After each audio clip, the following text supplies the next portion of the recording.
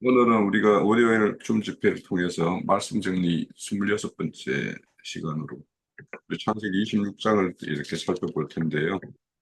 그럼 그 창세기 26장의 내용은 우리가 다 함께 이렇게 말씀을 듣는 걸로 했습니다. 그 내용에 보면 이제 이삭의 때도 흉년이 들어서 그 아버지 때 아브라함이 흉년이 들어 애굽에 갔다가 또 그랄 땅에도 내려갔다 했던 것이 있었는데 이삭의 때도 똑같은 어떤 흉년이 들어서 음, 그 이삭이 애굽으로 내려가고자 했지만 하나님이 그 애굽으로 내려가는 길을 막았죠. 그리고는 이제 지시한 땅이 그랄 땅에 이렇게 머무르라고 이렇게 지시를 받습니다. 그래서 이제 그랄 땅에서 아버지 아브라함이 겪었던 똑같은 일을 이렇게 겪는 어떤 그런 내용도 있고요. 그리고 이제 그랄 땅에서 그 아버지가 팠던 그 우물이 이렇게 메어지고 하는 어떤 그런 사건이 있어서 다시 우물 파는 어떤 이야기로 이렇게 연결이 되고요. 최종적으로는 다시 이제 아버지가 그 하던 그 우물이 있는 베엘세바로 올라가는 어떤 그런 내용이 전체적인 흐름이었습니다. 우선 그러면 오늘 우리가 다뤄볼 말씀은 이제 첫 번째로 아들 이삭이 그랄 땅에 거하는 것에 대해서 이제 살펴볼 것인데요.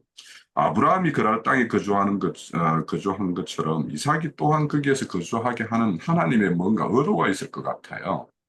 그 의도는 어떤 것일까라는 것이 이제 첫 번째.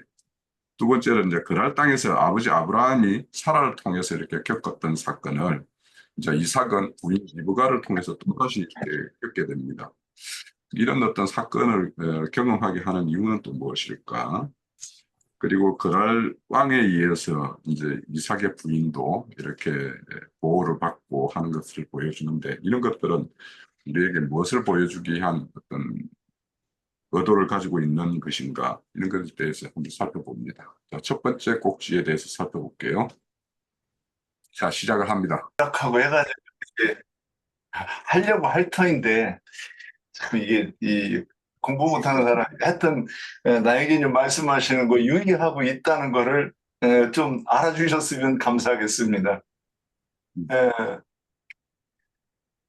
아브라함이 그런 땅에 거주한 것처럼 이삭이 또한 거하게 하는 하나님의 의도는 무엇인가 계속해서 반복되고 있는 것을 우리는 이렇게 볼 수 있어요. 그러면 이 어떻게 그 내용이 하나도 다르지 않게 그렇게 같을 수 있는가 그러면 이제 우리가 옛날에는 그게 뭐 의문을 가져야 되는 건지도 몰랐는데 어 이제 자꾸 자세히 봐야 된다 그래 자세히 보면 그렇다란 말이죠. 근데 그 이제 마태복음 15장 9절에 보면 그 이 그랄 땅이 어디인가 지금 보면 아까도 성경 읽을 때 보니까 블레셋 그러니까 애굽에서 바로 건너오면 그 사막이 그 블레셋 땅 첫 번째 그 블레셋 땅이구만요. 저 오늘 이제 그 지도 보고 처음 알아봤는데, 그러면 그 땅이 어디를, 그래서 우리는 이제, 그 혼적인 신앙인이라고 이렇게 배웠단 말이에요. 그러니까 땅도 애굽 땅이면 거기는 세상이고, 그 다음에 거기 바다 건너오면, 그 이제 블레셋 땅으로 이렇게 나오는, 이스라엘 백성들이 나오는 여정도 그렇게 되는 것 같은데, 그러면 그 블레셋 사람들, 그 그랄 왕 아비멜렉은 누구를 상징하는가? 그러니까 혼적인 그 신앙생활하는 종교인들의 우두머리라고 이렇게 보면 되지 않겠는가? 이렇게 보이는 거예요. 근데 그러면 이스라엘 백성을 애굽 땅까지 가서 거기서 참 고생하게 해놓고 나서 큰 민족을 이루어서 나오게 하시고, 그 다음에 또 그랄 땅을 또 거쳐가게 하시고, 그렇게 그 이스라엘 백성들 하는 거를 먼저 그게 아브라함 때도 이게 이미 먼저 이게 예언이 되는 거라고 이렇게 보이는 거예요. 그러면 그랄 땅에 거기 가서 왜 있어야 되는가? 꼭 거쳐야 되는가?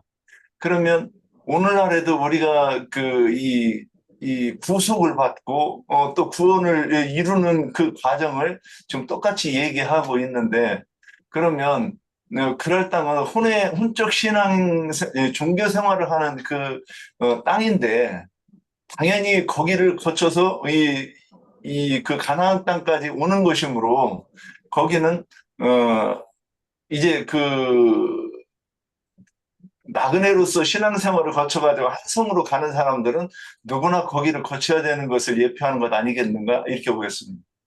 예.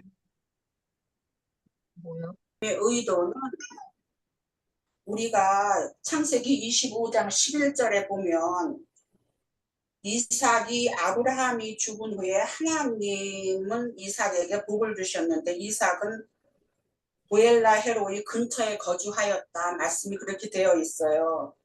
그 의미는 이삭은 아브라함이 죽은 후에 아브라함을 따라다니고 모리아 산도 같이 갔다 오고 다 저기를 했는데 아브라함이 죽은 후에 신앙이 떨어진 거지요. 하나님에 대한 믿음이. 그래서 하나님께서 이삭을 세워주시는 그 일을 하시는 것으로 저는 봐져요. 왜냐하면은 마음에 흑련이 들고 그 신앙이 저하됐기 때문에 하나님은 이삭에게 나타나셔서 이삭을 격려하시고 애굽으로도 내려가지 말고 내가 지시한 가나안 땅에 거할 것을 부탁을 하시잖아요. 당부를 하시잖아요. 그리고 아브라함과의 약속처럼 그 4절에 있는 말씀 이삭에게도 약속을 하세요.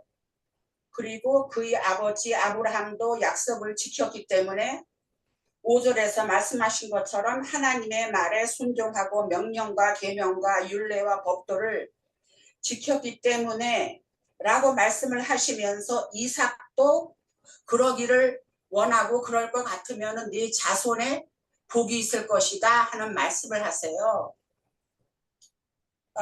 이것은 그래서 이제 이삭은 그 말씀 끝에 그랄에 거하게 되지요. 애굽으로 더 내려가지 않고. 그래서 이것은 아브라함의 하나님의 마음을 이삭에게도 똑같은 하나님 말씀을 하시고 내가 여기 노트를 한 게 그래서 이제 이삭은 가나안 땅에 거주를 하게 되는데 그러면서 하신 말씀이 너도 내 말대로 할 것 같으면 아까 제가 얘기했듯이 그 자손에게 또 복이 또 갈 것이다 하는 그런 말씀을 하시지요. 그래서 이것은 아브라함의 하나님의 마음은 이삭에게도 똑같은 하나님이시고 결국 이것은 이삭의 하나님, 아브라함의 하나님, 이삭의 하나님, 야곱의 하나님을 연상케 하는 그러한 일이 지금 벌어지고 있는 것이라 보여져요. 그래서 그것은 결국은 오늘날 우리를 향한 하나님의 마음이시고 그것이 사랑이라는 것도 또 알 수 있잖아요. 그래서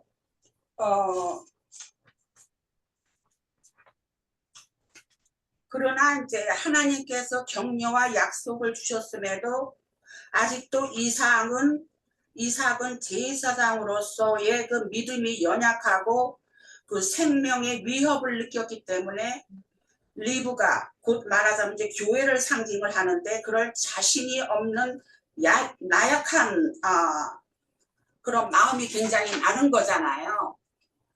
그래서 결국은 하나님께서 지금 이삭에게 그렇게 하시는 것은 그 마음, 아브라함에 대한 그 하나님의 마음, 이삭에 대한 하나님의 마음, 또 오늘날 또 야곱에게도 이제 그렇게 하는 것을 우리가 이제 또 앞으로 볼 것이고 말씀이 나가면서 그러면서 그것이 결국은 하나님께서 오늘날 우리에게 요구하시는 그것과 아까 제가 얘기한 것처럼 그렇게 우리에게도 그러한 마음을 요구하신다 하는 그런 것으로 저는 좀 봤습니다. 네. 일본의 첫 번째만 해고 이제 제가 이렇게 안 했는데 그 두 번째, 세 번째 연습을 하겠습니다. 그래서 그 혼적인 신앙인으로서 그 우리도 신앙생활을 하면 그 혼적인 신앙생활을 먼저 시작하는 것처럼 항상 그래야 된다 이렇게 보이는 거예요. 두 번째 보면 그래서 그랄 땅에서 아버지 아브라함이 사라를 통해서 겪었던 유사한 사건을 겪게 되는 이유가 무엇인가? 첫 번째하고 지금 비슷한 내용이기 때문에 내용인데, 그래서 그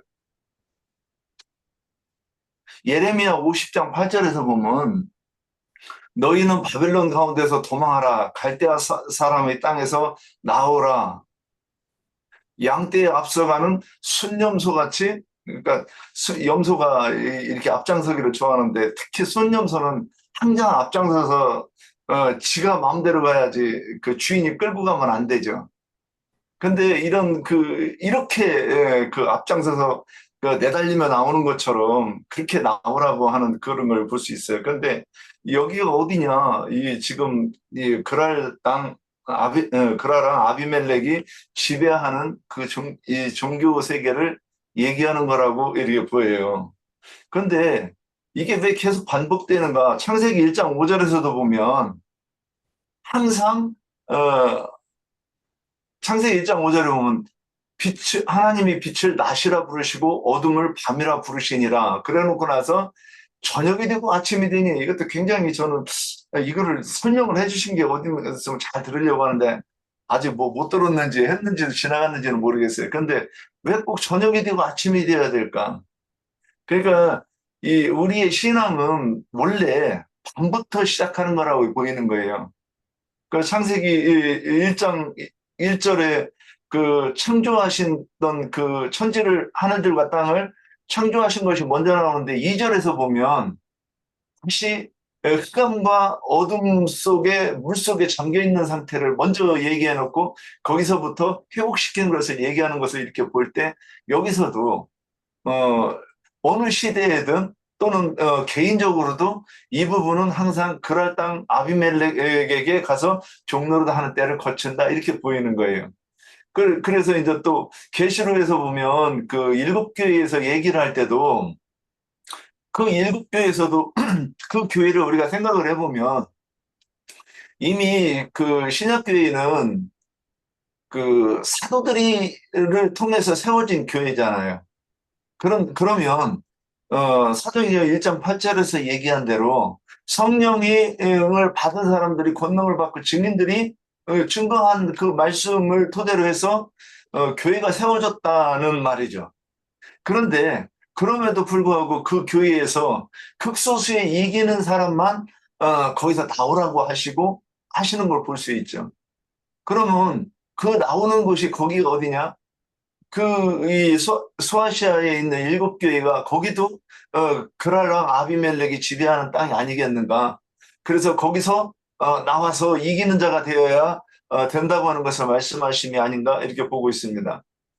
그 다음에 세 번째는 그랄랑을 통해서 이삭의 부인이 보호되는 것은 무엇을 보여주는 것인가? 열왕기상 19장 18절에 보면 그러나 내가 이스라엘 가운데에 7,000명을 남기려니 바알에게 무릎을 꿇지 아니하고 다 바알에게 입맞추지 아니한 자니라, 이런 말씀을 들을 때 예전에 이 사도 사사기 같은 거를 읽을 때 보면 뭐 남은 사람이 없는 것 같아요. 그러니까 뭐 저기 선지서에 보면 뭐 포도나무를 갉아먹어가지고 파랗게 벗겨놨다, 뭐 뜯어먹었다, 이런 말씀이 있는데 하나도 남지 않은 것 같은데도 그 가운데서 하나님이 보존하시는 의인들이 있다는 거죠. 그래서 창세기 7장 3절에 보면 공중의 새도 암수 7씩을 데려와 그 씨를 온 지면에 유전하게 하라. 그래서 어느 때든지 대가 끊어지는 법은 없는 것이 생명의 법이다, 이런 말씀을 그렇게 들으신 것 같은데, 하나님께서는 항상 그 씨를 남겨두시고 그 시대가 넘어갈 때는 그루터기 신앙인들을 통해서 이렇게 신앙을 유지되는 것을 이렇게 보고, 또 요한복음 10장 3절에서 보면 이게 이제 문지기는 그를 위하여 문을 열고 양은 그의 음성을 듣나니 그가 자기 양의 이름을 각각 불러 인도하여 내느니라 그랬어요. 그런데 그 불러서 낼 때에 그 부르시는 그 음성을 듣고 나오는 이들은 항상 있다는 거죠. 그래서 교회가 지금도 우리 우리 당대의 교회들도 이렇게 보면 사람의 생각으로 하면 사도들이 전한 그 복음이 지금은 엄청 왕성해져 가지고 제가 생각할 때는 그래요. 대부분의 사람들이 다 그래서 옛날에는 기독교인들이 사도들이 가르침을 통해 세워진 교인 줄로 알았어요, 저는. 그래서 모든 나라가 이렇게 복음을 전해가지고 이렇게 기독교가 전파되면 이게 주님의 나라가 완성되는 걸로 저는 이렇게 보았어요. 금기름 부는 지 오기 전까지. 그런데 지금 와서 다시 보니까 거기서도 주님이 부르시는 그 음성을 따라 나오는 사람들이 결국 그라랑 아비멜렉을 통해서도 그 보호되는 주님의 교회를 상징하는 것 아닐까 이렇게 좀 표현해 봅니다. 예, 여기까지입니다. 네, 제가 아까 그첫 번째 질문에서 두 번째 그 꼭지를 조금 하다가 완전히 클리어를 안 한 것 같아요. 근데 이제 두 번째 꼭지에서 이제 할 것 같으면 하나님께서 격려와 약속을 주셨음에도 아직도 이삭은 제사장으로서 믿음이 연약해서 생명의 위협을 느꼈고 그럼으로써 리브가 곧 교회를 지킬 자신이 없는 나약함 때문이라고 생각을 해요. 이번 그 질문에 있어서는. 그래서 그렇게 아버지와 그 비슷한 사건을 겪게 된 이유가 아닌가 그렇게 생각을 해요. 그래서 하나님은 결국은 이삭을 세우시기 위해서 다 이런 일을 하시고 계시다. 아까 먼저 말한 것처럼. 그리고 세 번째 꼭지는 그랄 왕은 이미 아브라함을 통하여 사라 사건에 관련되어 하나님으로부터 훈계와 벌을 받은 경험이 있잖아요. 그래서 그 기억이 있을 것이라 생각돼요. 그래서 이삭의 상대는 왕이 아니라 백성이었잖아요. 아브라함은 아비멜렉에게 사라가 보내졌지만 이삭은 백성이 상대가 되잖아요. 백성이고 그의 연약함의 정도도 그것이 또한 보여주는 것 같다 하는 것으로 저는 생각을 해봤어요. 그래서 아비멜렉에 의해 이삭과 리브가의 신분이 드러나고 그러므로 아비멜렉은 백성들에게 이삭과 리브가를 범하는 것을 금하는 명령을 내렸기 때문에 그랄 왕을 통해서 이삭 부인이 보호되는 것이다. 이제 그렇게 이제 생각을 해봤고요. 그다음에는 이제 2번 질문으로 들어가네. 이거는 기다려야 되겠죠. 자, 그러면 제가 좀 정리해봤던 내용을 말씀드리고 2번으로 넘어가도록 하죠. 우선 이제 우리는 앞서서 이제 형제자매님 증거 주셨듯이 이 지나온 어떤 교회들의 어떤 경험이 이제 또 거기에서 이루어지는 일들에 대한 우리의 어떤 그 경험 이런 것들이 사실은 이제 거기에 있는 사람들을 불러낼 때에는 이제 전도의 어떤 큰 자산이 되죠. 그래서 이제 그래서 아브라함 같은 경우는 애국도 경험을 시켰고 그랄 땅에서도의 어떤 하나님의 어떤 보호를 경험을 했어요. 그런데 이제 이삭 같은 경우에는 이제 그랄 땅만 애굽에는 내려가지 못하게 하고 그랄 땅에서만 이렇게 거하게 하는 어떤 것을 봐요. 근데 왜 이렇게 그 똑같은 것을 이렇게 경험하게 하셨을까라는 것은 결국에는 이 부인 사라나 리브가는 이제 교회를 상징하는 것인데 교회가 지키고 보호받는 것은 누구에 의해서 이렇게 지킴을 받는 건가 하는 것을 우리에게 이제 경험시켜 주는 것이다라는 생각이 들고 우선은 그리고 이제 교회 그 어떤 거처를 옮긴다라는 것은 저는 이제 여기에서 전도 지역의 어떤 확장 이런 것을 우리가 좀 생각해 볼 수 있겠다라는 생각이 들어요. 그래서 이 전체적인 이제 말씀을 보면서 아브라함이 팠던 우물과 이삭이 팠던 우물은 근본적으로 이제 그 우물 자체의 어떤 그 목적이나 이런 거는 동일하겠지만 구약 혈통적 이스라엘에 의해서 팠던 그 우물과 이방 땅에 파는 어떤 우물 이런 것들을 좀 이렇게 구분해서 봐야 될 부분이 이 26장에서는 좀 보인다 이런 생각이 들었어요.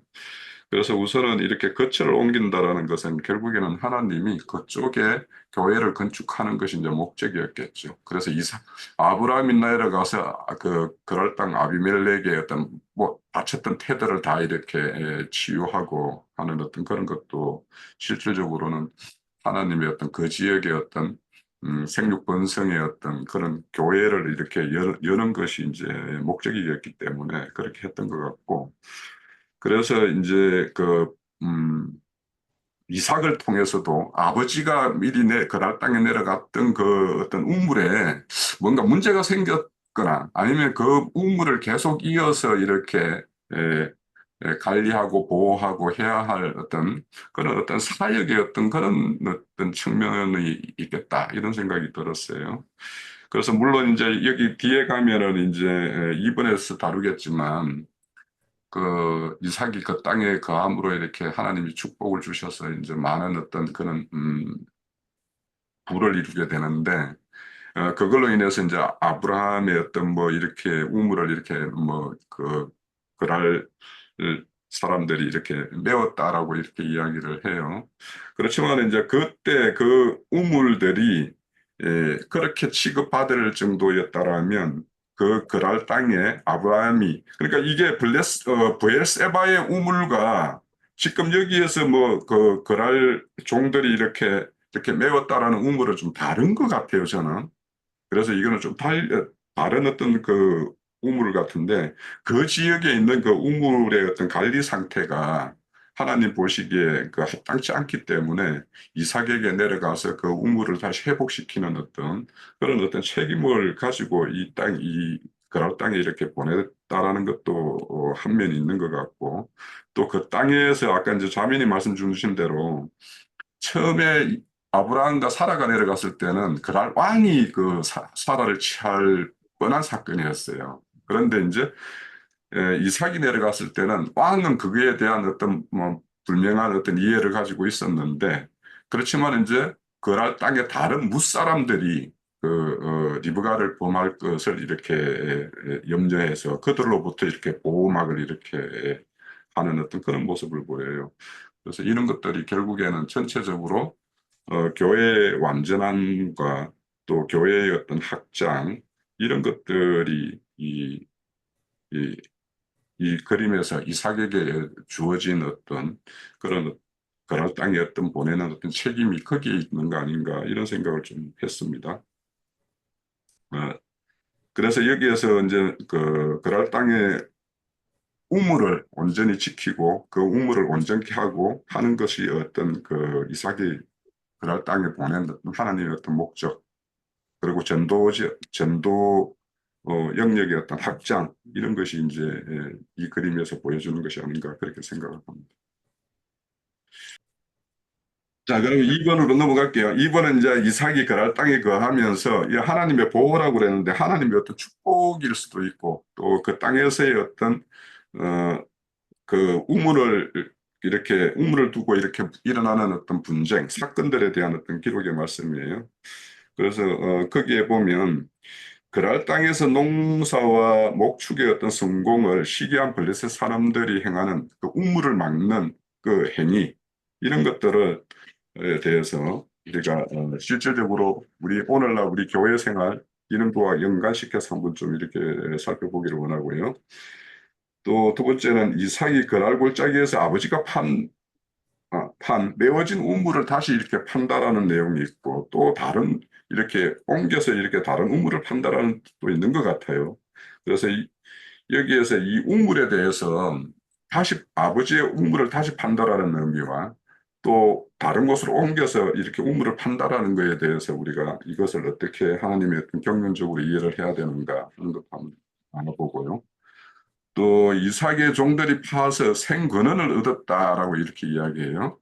그 샘의 근원을 얻었다라는 것과 그 우물들도 이렇게 다툼이 일어나는 것 이런 것들이 오늘날 우리의 어떤 신앙 과정에서는 어떤 걸로 이렇게 재현되는가 이런 것들도 한번 살펴보면 좋겠다라고 싶고 그리고 이제 이삭이 판 우물이 에색 신나와 같이 다툼과 뭐 이렇게 대적, 대적함 뭐 이런 어떤 우물의 이름이 이렇게 붙여져요. 그래서 이런 어떤 다툼이 일어나는 어떤 우물과 르호봇이라는 어떤 우물을 파무려내 가지고 다툼이 그쳤다라고 이렇게 말씀을 해요. 그러면 이 우물들 각각의 우물들이 무엇을 이렇게 우리에게 보여주고 오늘날 우리에게는 어떤 걸로 이렇게 이런 우물을 통해서 우리는 어떤 교훈을 받아야 될 것인가 이런 것들을 좀 새겨봤으면 합니다. 자, 2번 문제에 대해서 시작을 할게요.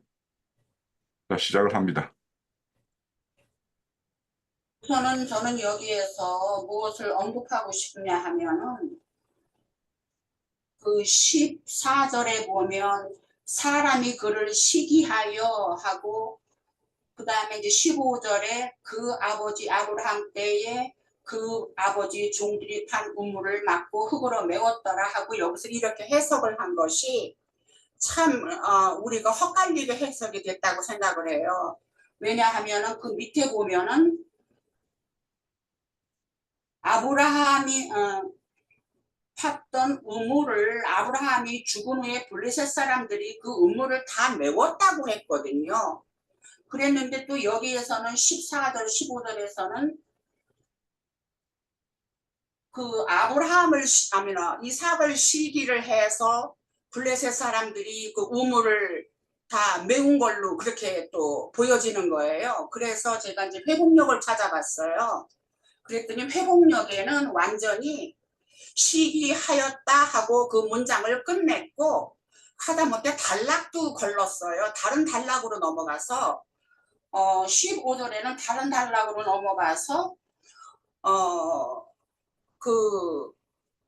이미 그 상태에서 그 아브라함이 판 우물이 다 메워진 걸로 그렇게 시작이 되는 거예요. 그래서 그거를 제가 또 궁금해 갖고서는 영어 킹제임스를 찾아봤어요. 그랬더니 거기에는 맨 앞에 그것을 표현하기 위해서 now라는 표현이 돼 있어요. 근데 그것은 이미 아브라함이 죽은 후에, 그러니까 말하자면은 14절에 시기하고 나서 아브라함 시기하기 때문에 그 우물을 막고 메운 것이 아니라 이미 아브라함이 죽은 후에 이삭이 가기 전에 그 우물이 다 메꿔진 거예요.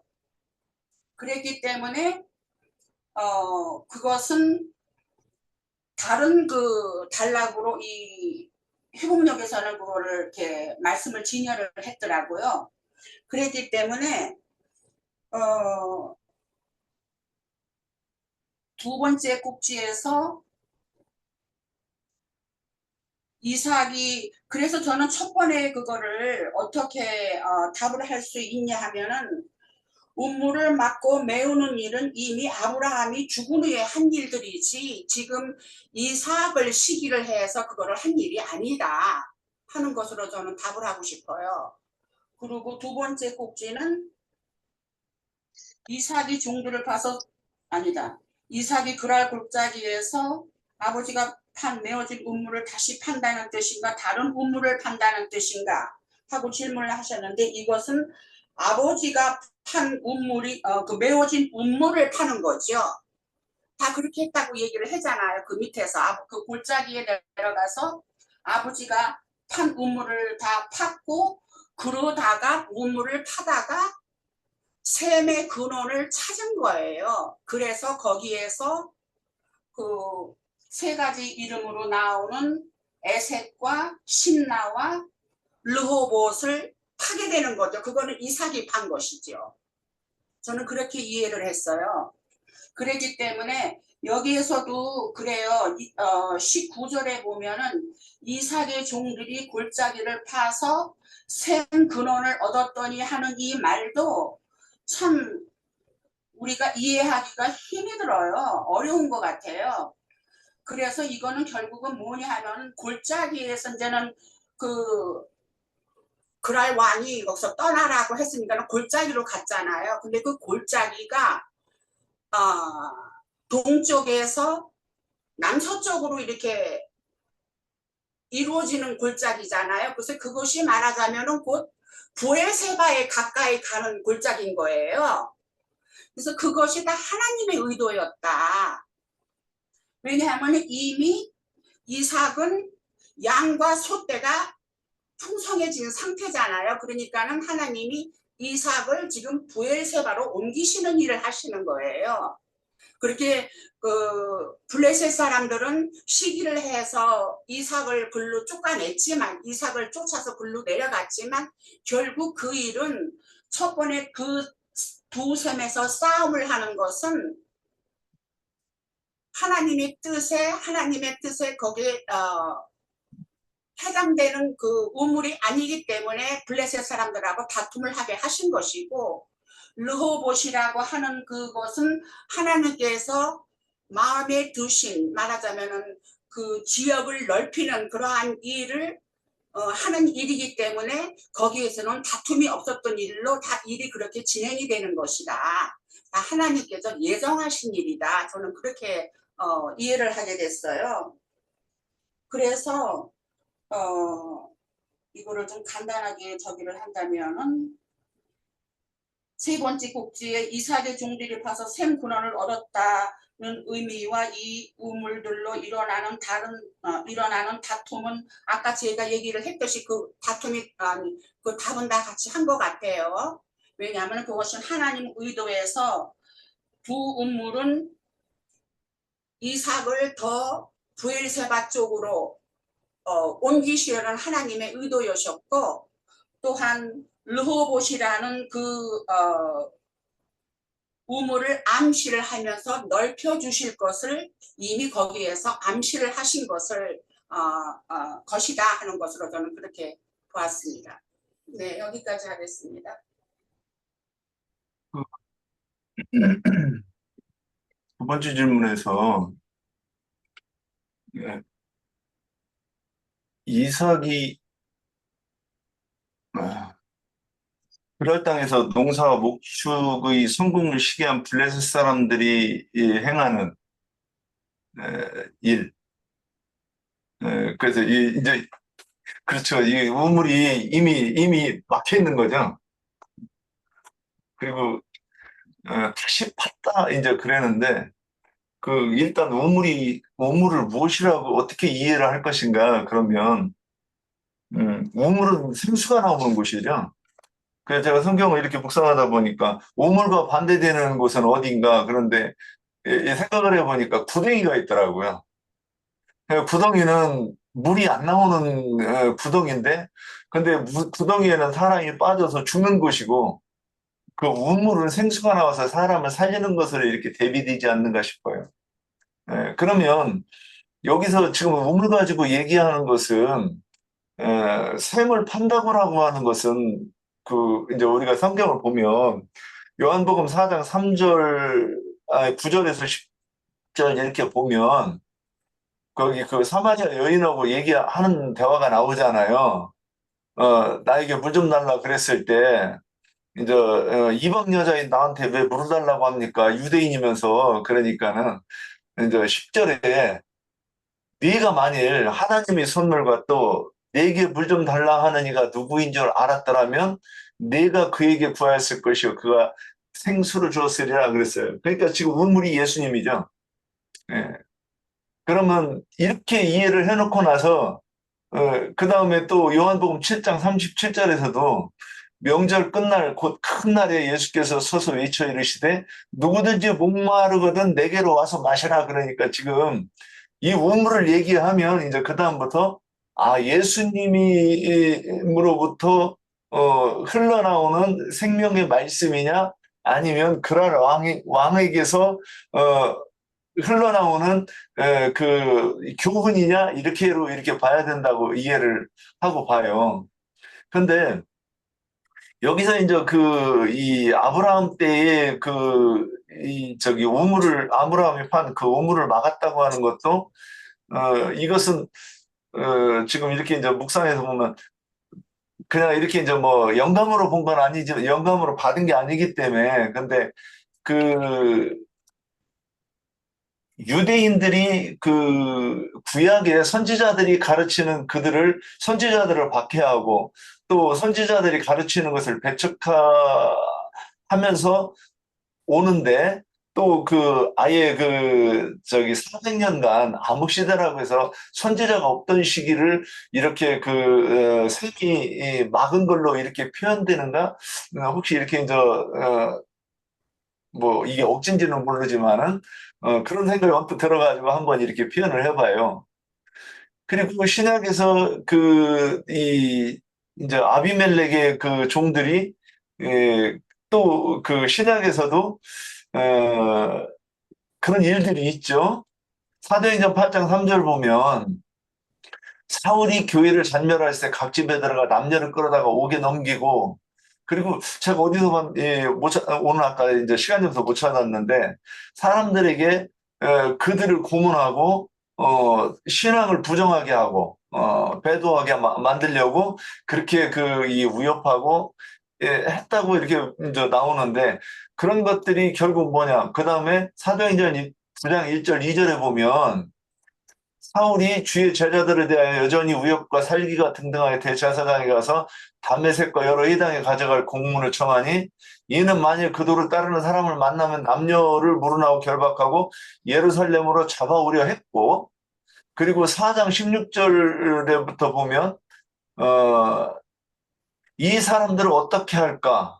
그들로 말미암아 유명한 표적이 나타나는 것이 예루살렘에 사는 모든 사람에게 알려졌으니 우리도 부인할 수 없는지라 이것이 민간에 더 퍼지지 못하게 그들을 위협하여 이후에는 이 이름으로 아무에게도 말하지 말게 하자 이런 것들이 그 우물을 막고자 하는 그런 행위가 아니었겠는가 이제 이렇게 이해를 이렇게 보여져요.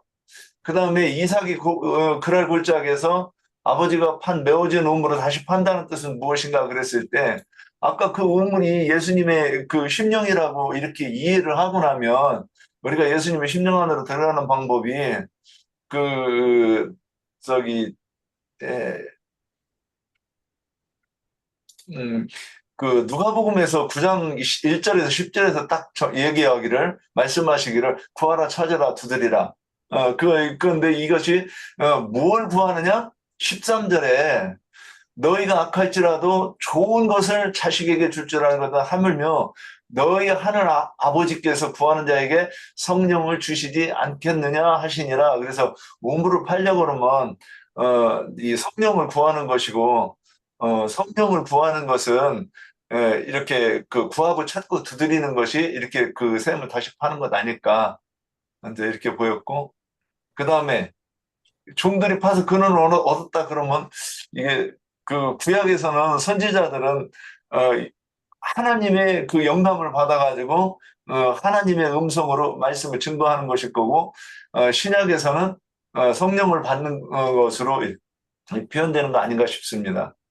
그래서 그 다음에 에색과 신나 다툼 연속 이렇게 되었는데 르호봇 이렇게 이제 세 가지 셈이 나와요. 근데 이것도 저는 이 부분을 이렇게 이제 지금 금방 이제 생각이 나는 것이 창세기 35장 2절, 3절, 4절에 보면 야곱이 자기 집안 사람들과 함께 한 모든 자에게 이르되 너희 중에 있는 이방 신상들을 버리고 자신을 정결하게 하고 너희들의 의복을 입어 바꾸라. 이게 지금 그 세겜에서 그 베델로 올라가기 전에 있었던 얘기예요.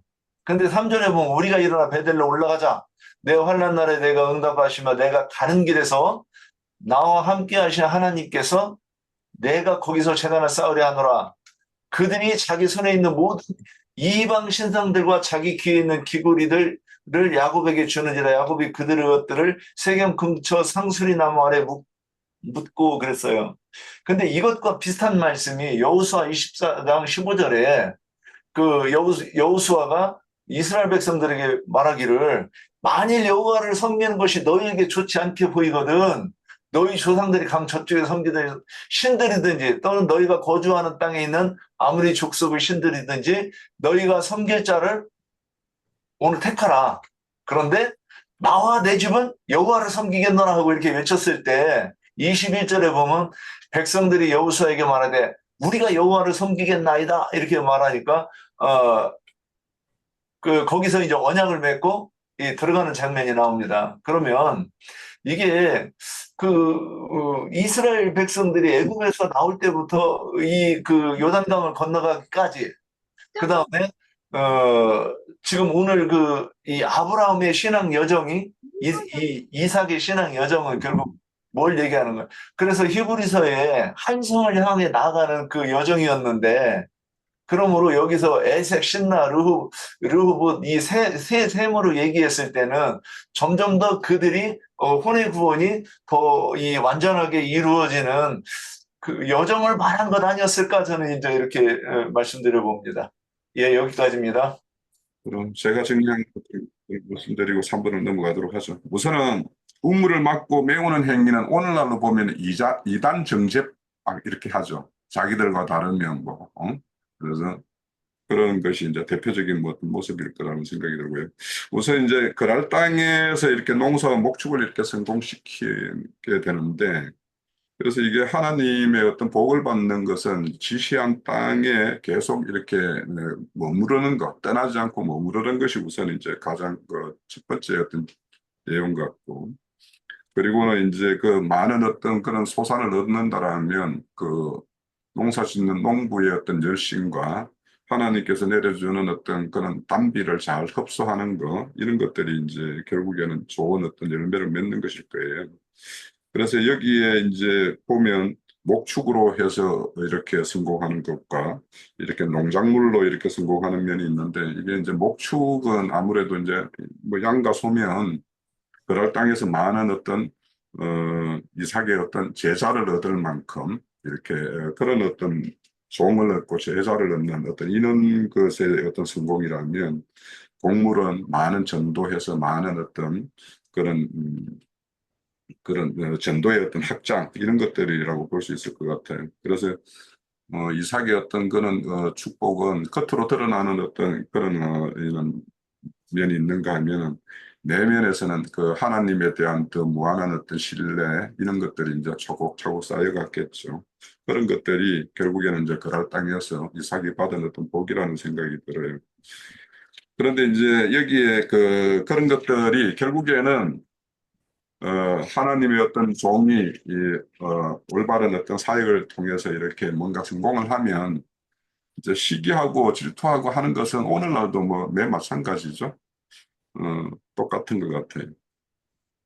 그래서 이제 대표적으로 이제 시기하는 거는 주님이 이제 그 예루살렘 성전에 가서 이렇게 가르칠 때 그 대제사장과 백성들의 어떤 장로들이 나와서 네가 무슨 건으로 이렇게 이런 것을 행하냐라고 이렇게 시비 거는 거 있죠. 그런 것이 결국에는 예수님이 이렇게 공급하는 우물을 막는 어떤 행위일 것이고, 저도 이제 그 사도행전 14장을 이렇게 찾았어요. 형제님이 말씀하신 대로.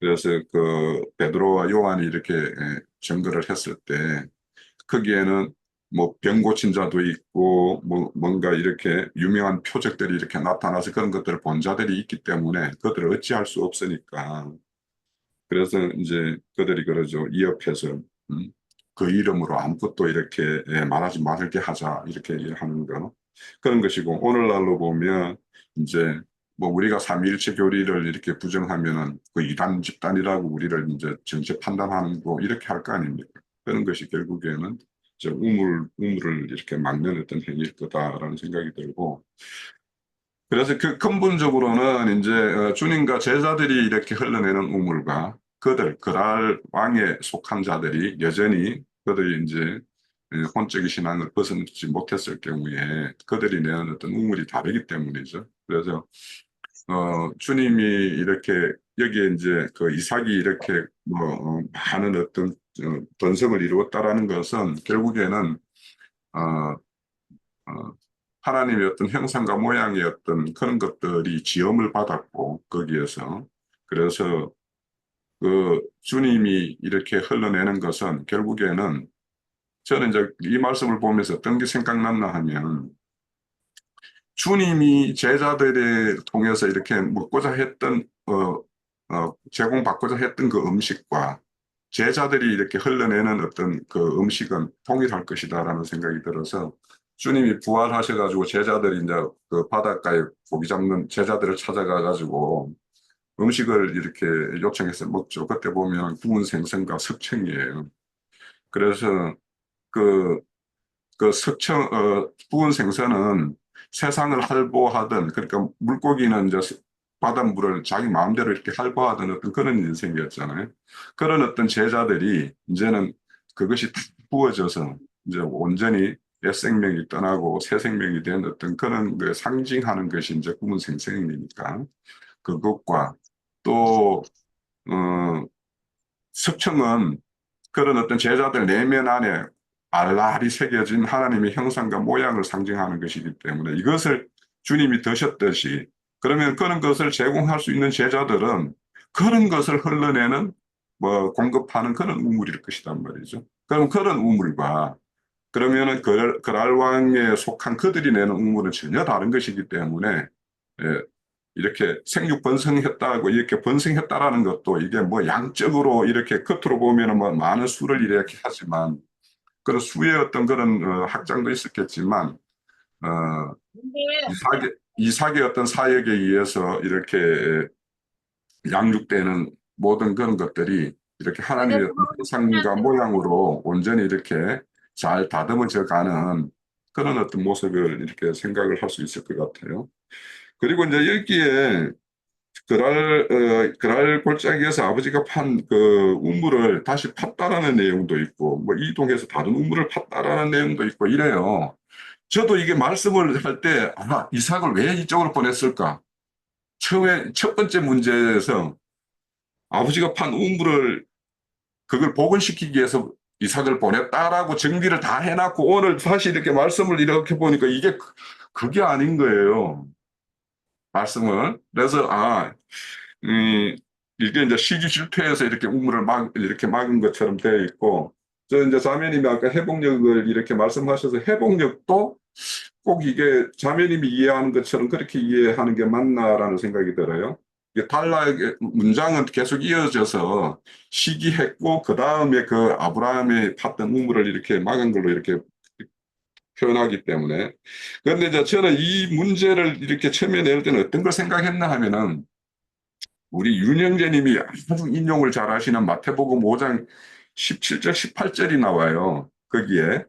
그러면 내가 율법과 선지자를 폐하러 온 줄 아느냐? 예? 그러면 이게 율법과 선지자가 아브라함이 판 우물이라면 주님이 이 땅에 오셔서 그러면 파는 우물은 그걸 온전케 하기 위해서 왔다라고 이야기했기 때문에 우물을 다른 우물이겠는가? 이거 한 우물이겠지라고 생각을 하고 이제 저는 말씀을 봤어요.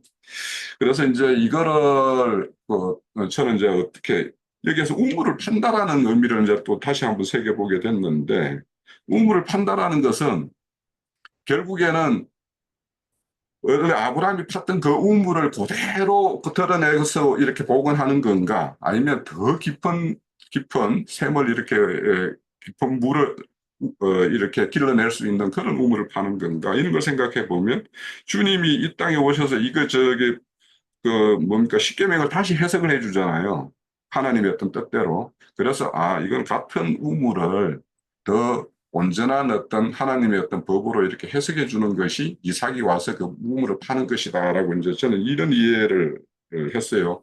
그래서 이제 결국에는 그랄 땅의 그들의 어떤 우물은 어떤 인본주의에 의해서 공급되는 어떤 그런 우물이었다면 이삭이 와서 다시 판 우물은 신본주의에 의해서 하나님의 어떤 심중에 깊은 뜻이 있는 그 말씀의 우물로 이렇게 전환시키는 것이 이제 이삭의 어떤 그 우물이다라는 생각이 들어서 이게 다른 우물이라고 해야 되나? 같은 우물이라 해야 되나?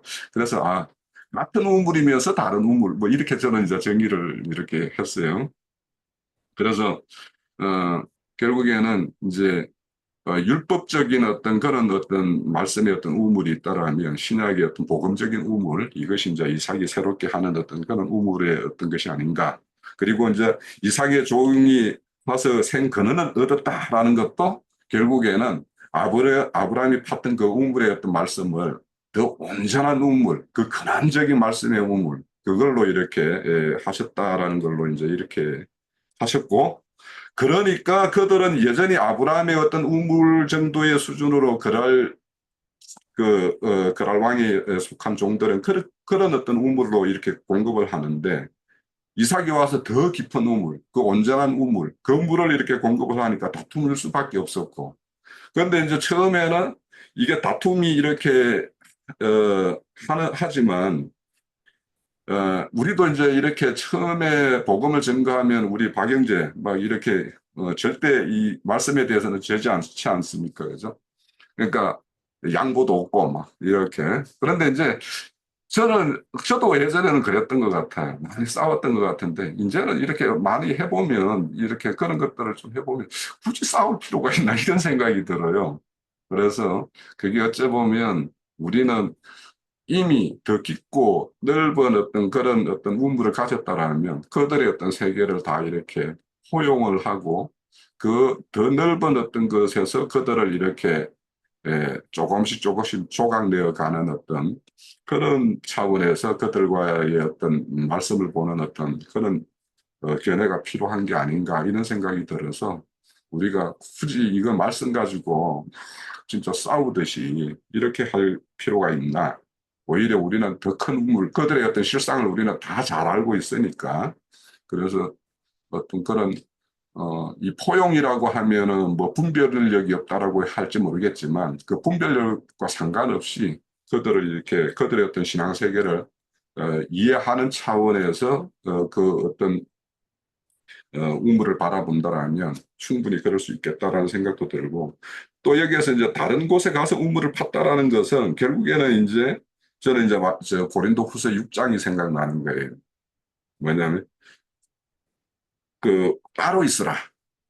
너는 저기 믿지 않는 자가 함께 멍에를 매지 마라 이런 말씀이 있죠. 너와 뭐 불법이 어떻게 함께 할 수 있으며 빛과 어둠이 어떻게 조화를 사귀며 막 이런 말씀 있죠. 그 말씀 중에는 뭐냐면 그들 중에서 나와서 따로 있으라는 거예요. 그러니까 거기서 앉아서 거기에서 끝까지 싸우고 내가 옳으네 뭐 네가 그러네 할 것이 아니라 그들이 그런 어떤 그 우물물을 묻는 사람이라면 우리가 묻는 어떤 우물의 사람들은 따로 나와서 있고 이렇게 하는 것이 예, 여기에서 이제 다툼을 끝내고 더 확장되는 어떤 이런 것들이라는 생각도 들고 또 하나는 지금 이제 그 지리적으로 팔레스타인 그 땅, 가나안 땅, 하나님의 약속의 땅 그 안에 거기에 국한되는 것이 아니라 이제 다른 곳에 가서 이제 이삭이 우물을 팠다라는 것은 구약의 어떤 아브라함의 시대는 그 혈통적 이스라엘의 어떤 그런 시대였다라면 이삭의 시대는 이방인의 시대, 교회 시대이기 때문에 이 우물을 그 땅을 넘어서 다른 곳에 더 넓은 이방 땅, 더 넓은 그 땅에 가서 우물을 판다라는 어떤 의미도 여기에는 경륜적인 어떤 내용도 여기에 포함이 되어 있겠구나라는 걸 생각을 했어요. 제가 정리한 내용은 뭐 이 정도입니다. 예. 이삭의 종들이 골짜기에서 파서 셈의 근원을 얻었더니 이 말도 참 이거 어려운 말이에요. 제가 볼 때는 여기 표현한 거는. 근데 그게 회복력에는 어떻게 되어 있냐면 이삭의 종들이 골짜기에서 아버지가 판 우물을 그 브레레셋 사람들이 다 메꿨잖아요. 그래서 그 메꾼 우물을 파다가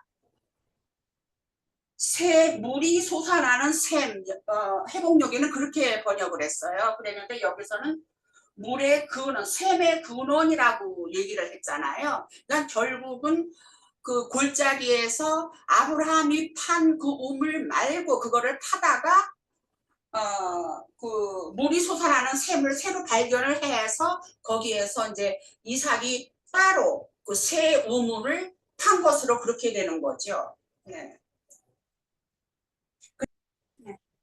자, 3번 이제 마지막 그랄 땅에서 브엘세바로 다시 돌아간 이후에 대해서 이제 살펴보는데요. 이삭이 그랄 땅에서 다툼을 마치게 하는 우물을 판 이후에 이제 하나님의 지시로 이제 브엘세바로 올라가는 것은 무엇을 보여주는 것인가? 이것은 그러니까 그동안 거했던 땅에서 다시 브엘세바로 올라가는 모습이에요. 자, 브엘세바로 올라간 이삭을 축복하고 이삭이 그곳에 제단을 쌓고 그 자리에 또 우물을 판다라고 이렇게 말씀을 하고 있어요. 이런 모든 것들은 또 어떤 의미인가? 아브라함이 그랄 왕과 맺는 언약과 이삭이 그랄 왕과 맺는 언약의 어떤 같은 점과 다른 점은 뭐가 있을까? 그리고 언약을 맺기를 원하는 자들이 이하여 잔치를 베풀고 또 맹세로서 언약을 맺은 후 돌아가는 유사한 그림이 이 성경에서 찾는다라면 어떤 장면과 이렇게 오버랩이 되는가. 그 장면과 이 장면은 상관성이 저는 많이 깊다라는 생각이 들어서 한번 형제자매님들은 어떤 것을 이렇게 연상하고 그려보는가 하는 것을 한번 나눠봅니다. 자, 시작을 합니다. 첫 번째 꼭지에 보엘세바로 올라간 것은 무엇을 보여주는가 했잖아요. 그거는 우리가 예루살렘으로 간다고 할 것 같으면은 예루살렘 위에서 내려와도 다 예루살렘으로 올라간다고 하잖아요. 그래서 그것은 이삭이 영적으로 그만큼 이제 많이 영적으로 많이 올라간 상태를 얘기를 하는 거죠. 그 신앙이 이제 많이 좋아진 것을 의미를 하는 거잖아요. 그래서 이삭이 그랄 땅에서 다툼을 마치게 하는 우물을 판 이후라는 것은 그 르호봇 우물을 얘기를 하는 것인데, 르호봇이라는 것은 의미가 장소가 넓음이 되는 의미로 돼 있잖아요. 그 관주에 보면은. 그랬기 때문에 벌써 하나님께서는 이삭을 세우시고 영적으로 많이 키우시고 그렇게 하셔갖고 지역을 넓혀주시는, 그래서 결국은 그것이 성읍으로 되는 것인 거거든요. 브엘세바, 아브라함은 브엘세바 우물을 그냥 아비멜렉에서 파는, 매입을 하는 그것에 그쳤지만 이것이 이삭에게 와서는 그것이 성읍으로 이름이 바뀌잖아요. 그래서 벌써 그것이 르호봇이라는 것이 지역을 넓혀준 데는 그 암시가 되어 있는 것이 성취가 되는 것으로 볼 수 있는 것 같아요. 결론적으로 본다면. 그랬기 때문에 여기에서 브엘세바로 올라간 것은 무엇을 보여주는가 하는 것은 그만큼 이삭은 이제는 많이 온전한 제사장으로 세워짐을 보여주는 것이다 하는 것으로 생각을 해보고, 그 다음에 브엘세바로 올라간 이삭을 축복하고 이삭을 그곳에 제단을 쌓고 그 자리에 우물을 판다는 의미는 이삭이 이제 그래서 브엘세바로 올라와서 제단을 쌓고 장막도 세웠다고, 장막도 쳤다고 했어요. 장막은 거처를 의미하는 것이고 교회가 세워졌다는 의미가 아니겠어요? 저는 그렇게 생각을 해서 이제는, 그리고 그 자리에서 우물을 판다는 의미는 그 이삭의 종들이 아까 양떼와 소떼가 아주 많아졌다고 했잖아요. 창대하고 왕성하여 거부가 됐다고 했잖아요. 그러니까는 소떼는 인도자들을 말하는 거고 말씀을 가르치는 그 목자들을 얘기를 하겠지요. 그러니까 우물을 팠다는 것은 장막을 쳐서 교회를 세우고 그 종들이, 목자들이 말씀을 가르치고 하는 그러한 저기를 했다. 그런 교회 생활을 했다 하는 것으로 우리가 볼 수가 있겠죠. 그리고 아브라함이 그랄 왕과 맺은 언약과 이삭이 그랄 왕과 맺은 언약 사이에 같은 점과 다른 점. 글쎄, 같은 점은 다 화친을 요구하는 그러한 맹세였다고 생각이 되어지고요. 그리고 다른 점은 글쎄 이거는 너무 금방 보이는 거라서 맞는지는 모르겠지만은 그 아브라함하고 약속을 그 맹세를 할 때는 군대 장관 비골만 함께 왔는데 여기에서는 친구 아홉삿도 함께 동행을 했죠. 그래서 그것이 다른 점이 아닌가 하고 또 생각을 해봤어요. 그리고 마지막 꼭지 이거는 생략하겠습니다. 그럼 시간도 많이 됐고 제가 정리한 것만 좀 말씀드릴게요. 우선 이제 저는 그 이삭이 마지막에 다툼을 마치는 우물을 팠다라는 것은 이제 예루살렘에서 그들의 어떤 유대교와의 어떤 다툼을 이렇게 끝내고 이방 땅으로 이렇게 교회가 옮겨지는 거 그런 것들을 이렇게 상징한다라고 봐서 결국에는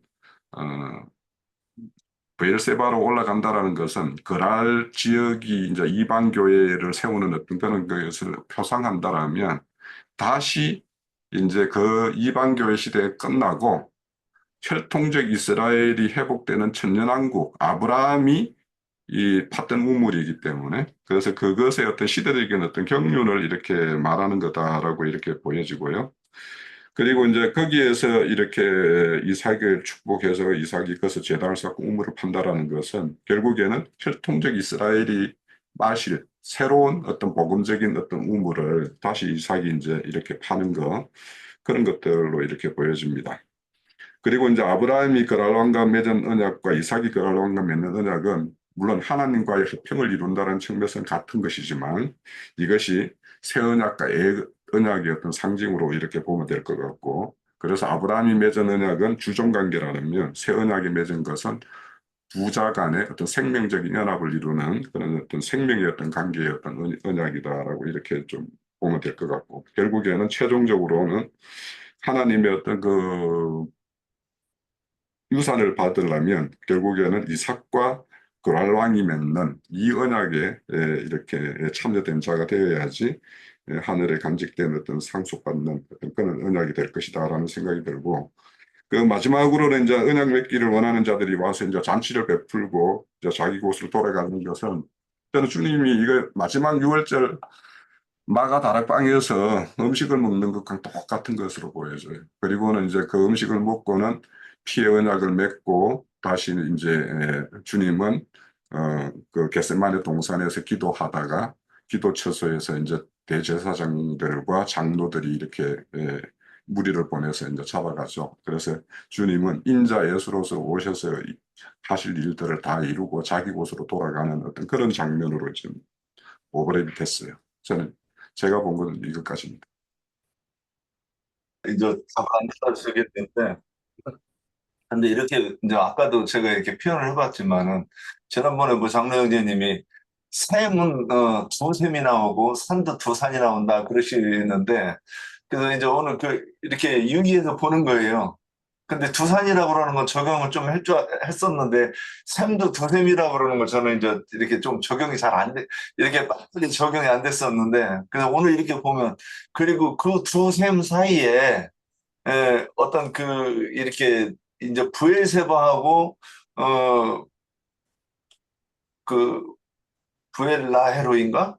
거기하고는 거리가 이렇게 많이 멀은데 그 중간에서 어떤 그 신나 에색 이런 것들이 중간중간에 있는데 점점 저기 마지막에 부엘세바는 예루살렘에 이렇게 가까운 곳에 위치해서 그러니까 이번 샘들로 이렇게 표현이 됐지만은 샘들도 예루살렘에 가까운 샘이 이렇게 점점 더 생수의 샘이 아니겠는가 이렇게 좀 그림을 한번 이렇게 그려보고 또 말씀드려 봅니다. 예, 여기까지입니다. 부엘세바가 아브라함, 이삭, 야곱의 그 기업이 된 거죠. 예. 우리 오늘 같은 경우는 우리 형제들이 이렇게 그 성경을 보는 관점이 조금 더 좀 뭐라 그럴 폭도 넓어지고 깊어졌으면 하는 그런 형제님 잘 안 들려요. 목소리가 너무 작아. 내가 몸이 상태가 안 좋아서 그래서 그래. 우리 지체들이 성경을 보는 그 폭이 넓어지고 좀 그 깨달음이 더 깊어졌으면 하는 그런 바람과 아쉬움 그런 걸 좀 오늘은 많이 느껴가면서 들었어요.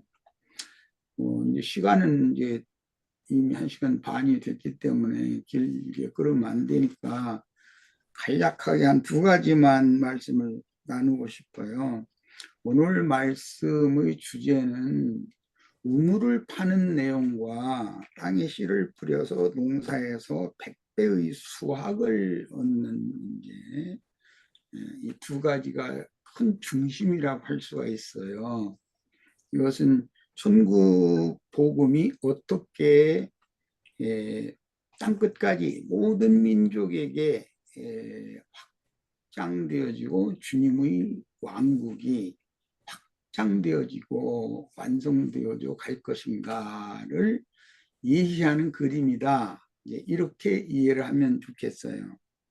우선 지리적인 문제를 민수기 집회 때 이건 이미 말씀을 나눴는데 팔레스타인 땅은 남북으로 길게 이렇게 돼 있고 그런데 그 해변길이라는 그 지중해변 블레셋 오늘 블레셋과 그랄 지역 거기로 이렇게 통하는 해변 거기로 지나서 애굽으로 내려가는 광야길로 가는 그 길이 있고 중심부에는 족장길이라는 것이 있어요. 그거는 이제 요단강 그 강 좌우 쪽으로 길이 나 있는 거죠. 이제 그것은 거룩한 성 예루살렘까지 연결되는 계시가 그렇게 연결되는 것인데 그 족장길이라는 것이 팔레스타인의 중심부로 이렇게 나 있죠. 그거는 저 헐몬산에서부터 사해까지 이렇게 쭉 흘러간 요단강 흘러가는 갈릴리 바다 거쳐서 요단강 거쳐서 사해로 들어가는 그런 길이 그게 이제 족장길이라고 그래요. 뭔 소리가 이렇게 자꾸 냈었지? 아니 제가 저 이제 팔레스타인 땅의 그 동편 쪽에는 동방에서부터 무역로라고 할 수 있는데 그 왕의 대로라고 하는 길이 있어요. 우리 팔레스타인 땅은 해안도로길, 해안길이라고 하는 해변길이 있고 이건 이제 신학 용어예요. 신학교에서 가르치는 용어들인데 해변길이 있고 족장길이 있고 왕의 대로가 있어요. 팔레스타인 땅의 맨 그 지중해변 서해안 쪽으로 해변길이 있고 중심부 쪽으로는 족장길이 있고 그 동편길에는 그 왕의 대로가 있다. 이렇게 세 길을 생각하시면 팔레스타인 땅의 지리를 이해하는 데 굉장히 도움이 되고 오늘 지금 그랄 땅 얘기가 나왔는데 그럼 그랄 땅과 그랄 왕이라는 것은 성경에서 무엇을 예표할까? 이제 이것을 우선 오늘 종이를 잘 안고 시작을 했는데 이것은 천연적인 옛사람의 마음을 상징하는 거기 때문에 이건 블레셋 사람과 그랄 사람과 아말렉 사람과 이런 사람들이 거기 쉽게 섞이거든요. 그쪽에서는 이제 지중해변 쪽인데 그게 해변길의 광야와 거의 맞닿는 지역 거기를 블레셋 쪽 속의 고초 또는 그랄 땅 이렇게 이제 표현을 해요. 그리고 그 안쪽으로 족장길과 연해 있는 맞닿는 그게 브엘세바가 거기에 있단 말이에요. 유대 광야 네게부 지역에 이게 족장길의 서쪽으로 가면은 해변길 쪽에 그랄 지역이 있는 거예요. 그런데 거기는 어쨌든 해변가 바닷가 쪽이라는 것은 세상 사람의 마음을 기본적으로는 상징하는 거예요. 그럴 땅 이렇게 말하면 이제 그걸 생각을 일단은 하시고 그 다음에 아버지 아브라함의 때 아브라함의 종들이 반 우물이 있고 그것은 뭐 이사야 선지자로부터 뭐 이제 맨 앞에는 모세도 선지자고 뭐 아브라함, 이삭, 야곱도 다 선지자들이지만 이제 크게 보자면 이사야부터 시작해서 말라기 선지자까지가 하나님의 여호와의 종들이거든요. 그들이 전도를 해서 주님의 나라를 세우는 것, 그것이 우물을 파는 걸로 상징이 되는 거예요. 우리가 오늘 지금 사람들에게 전도를 해서 교회를 세우는 것이 우물 파는 사역이잖아요. 그런 종들이 하는 일이잖아요. 이렇게 상징한다 이거예요. 그러니까 시대가 지금 이제 아브라함이 죽고 나서 이야기도 오늘 나왔죠. 그러면 율법과 선지자의 때는 끝나고 이제 아들이 때가 온다. 전환기를 말한 거니까 지금 아들이 또 전도자들을 파송해서 땅 끝까지 전도를 해서 그러면 이제 최후로 넓힌다 이게요. 천국을 확대시키는 것이죠. 이런 것을 염두에 두고 이해를 하셔야 되겠고 조은기 목사가 아주 좋아하는 문구 가운데 100배로 막 눌러서 뭐 흔들어서 뭐 넘치도록 준다 이제 이런 이야기를 참 자주 해요. 그런데 그 말씀이 여기 창세기 26장에 나오는 말씀이에요. 이삭이 브엘세바 지역에서 농사를 진 것이 아니고 그랄 지역으로 보냄을 받아가지고 거기에 가서 농사를 했는데 한 해에 100배의 수확을 거둬서 거부가 됐다 이렇게 됐어요. 그 말씀을 조용기 목사가 그렇게 계속 인용을 한 거예요. 이제 신약에서는 예수님이 천국 복음을 전파해서 100배로 60배로 뭐 30배로 뭐 이렇게 수확을 얻는 걸로 했는데 농사를 제일 잘 지었고 수확이 가장 많은 소산을 얻은 것은 100배의 수확을 얻는 것이죠. 그게 예수님이 전도를 해서 그렇게 많은 영혼들을 얻었다라는 걸 상징하는 거잖아요. 예수 그리스도께서 종도를 보내서 전도해서 그게 천국 농사하는 것이죠. 우리가 지금 천국 농사하는 사명을 하는 거예요. 그런데 하나님이 이삭에게 그런 축복을 줬다. 이제 내용이 그거예요. 그러니까 그랄 왕이 보니까 자기 지역이 굉장히 좋았던가 보죠. 그 해변 그랄 지역이. 그러니까 자부심을 갖고 있었었는데 자기에게 축복을 하는 게 아니라 축복하시는 하나님이 이삭과 함께 한다는 걸 알았기 때문에 이삭과 화해를 맺는 내용이 결론적인 얘기잖아요. 이것은 모두 천국 복음 전파와 주님의 교회가 각 처에 이렇게 세워지고 율법과 선지자의 때는 끝나고 이제 아브라함이 죽었으니까 그 다음에는 아들 이삭의 때도 이제 끝나면 그 영의 시대가 오는데 이게 우리는 이제 교회와 또 연관을 시키기 때문에 이 성경을 볼 때 하갈과 사레의 시대가 있고 사라와 하갈의 시대가 있어요. 그리고 나서는 사라의 말년에는 그두라라고 하는 첩을 아브라함이 뒀는데 사라가 죽으면 후처가 되는 거잖아요. 그두라가 후처 시대가 오는 거예요. 그러니까 이 세 시대를 잘 생각을 해봐요. 그러면은 흔히 말하는 오늘 교회 시대에는 사라 교회가 있고 하갈 교회가 있단 말이에요. 아버지의 때는 사례 교회가 있고 하갈 교회가 있는데 사레는 자식을 못 낳는 때였었고, 예, 하갈만 자식을 낳는 때였었고, 예, 율법 말씀으로만 번성을 하는 시대가 있었다는 거죠. 예, 그리고 나서 두 시대가 지나고 나면 그드라의 시대가 온단 말이에요.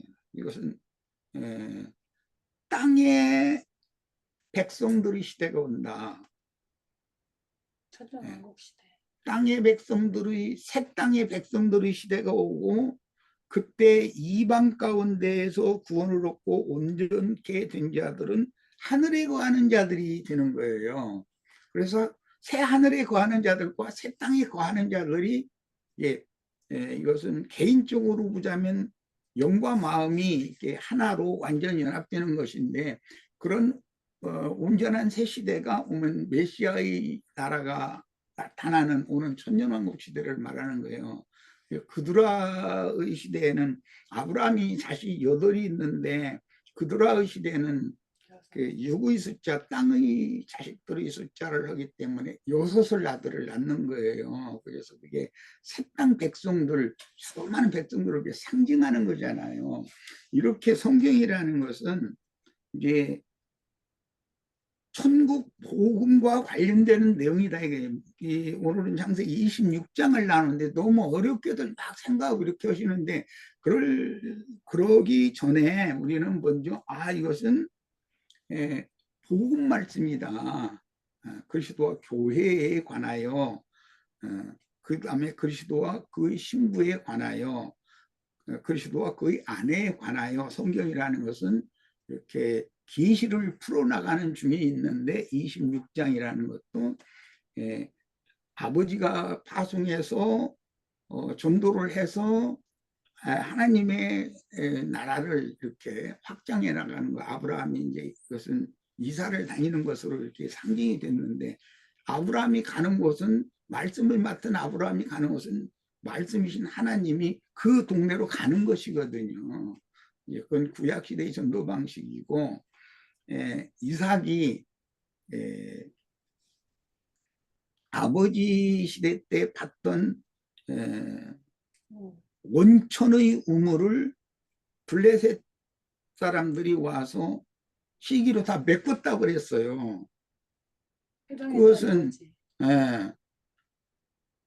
말씀을 회방하고 대적하는 자들이 있게 마련이고 암흑시대라는 건 오게 마련이에요. 우물이 다 메꿔지니까 마실 물이 없는 시대가 오죠. 그게 말씀을 듣지 못한 기갈의 때가 온다는 거잖아요. 항상. 그런데 예수님이 오셔서 아브라함에게 주셨던 믿음의 말씀, 구원의 말씀을 회복시킨단 말이에요. 그것이 우물을 새로 파는 거예요. 이삭의 종들이. 예수님이 파송한 종들이 전도를 해서 교회를 새로 세우기 시작하는 거예요. 이 두 시대가 지나면 그드라 시대가 온다. 이제 그런 컨트롤을 가지고서 성경 전체를 볼 때 창세기 26장도 내가 처음에 말하기를 우물 파는 이야기와 농사를 지어서 100배의 수확을 얻는 이야기, 이 두 내용이 가장 큰 중심 이야기다. 말하고자 하는 내용이다. 이렇게 이해를 하시면 좋겠어요. 이런 관점으로 모든 성경은 다 이런 관점으로 읽으셔야 돼요.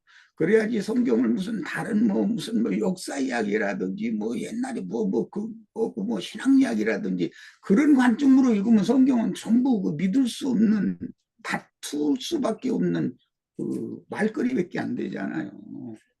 이해도 받지 않고. 이것은 어떻게 해서 하나님께서 메시아를 세상에 보내서 구속을 이루게 하시고 그 메시아께서 지지자들을 입고 또 땅끝까지 나가서 친히 전도를 해서 세상 나라를 주와 그 그리스도의 나라가 되도록 하는 것인가가 성경이 말하고자 하는 핵심이다. 창세기 1장 1절에서 또 계시록까지 이 관점을 딱 염두에 두고 읽으시기를 바랍니다. 그 말이에요. 네.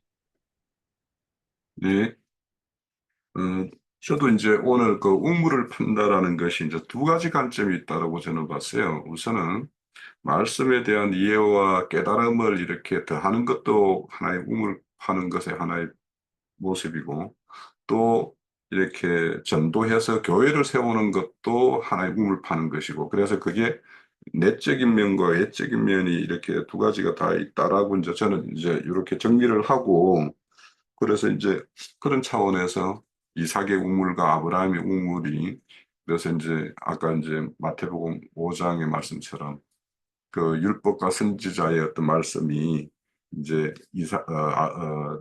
예수님이 오셔서 더 온전케 하시는 어떤 그런, 그것도 하나의 어떤 이삭이 판 우물의 어떤 한 표현이고, 또 최종적으로는 여기에 이제 이삭이 그 목축과 농사를 이렇게 두 가지를 이렇게 단 말씀을 이렇게 부를 이루었다라고 하는데, 그래서 부양을 얻는 것은 계자, 종을 얻던 그 사역자를 얻는 거고, 농사에서 이렇게 많은 소출을 얻는 것은 전도에서 많은 어떤 영혼들을 얻는 거, 이런 걸로 이제 저는 좀 사실 이걸 이렇게 보고 이렇게 봤거든요.